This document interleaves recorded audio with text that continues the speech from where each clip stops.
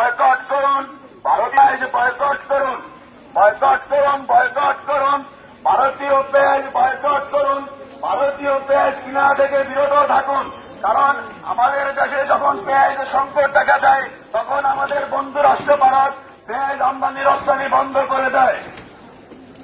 Boycott করুন, boycott করুন, ভারতীয় পেঁয়াজ বয়কট করুন, বয়কট করুন, বয়কট করুন, ভারতীয় পেঁয়াজ বয়কট করুন।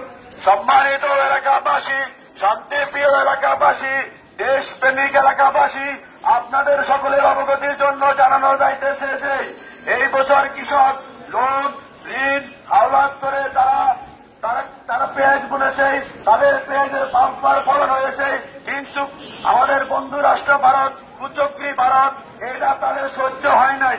তারা এখন সাধারণে আমাদেরকে পেঁয়াজ দিচ্ছে, আমাদের সরকার নিচ্ছে। এখন আমাদের নিজ নিজ অবস্থান থেকে যদি ভারতের পেঁয়াজ বয়কট না করি তাহলে কৃষকের ব্যাপক ক্ষয়ক্ষতি হবে। এখন কৃষকরা পেঁয়াজ উৎপাদনের জন্য সারা জীবনের জন্য আস্থা হারিয়ে ফেলবে।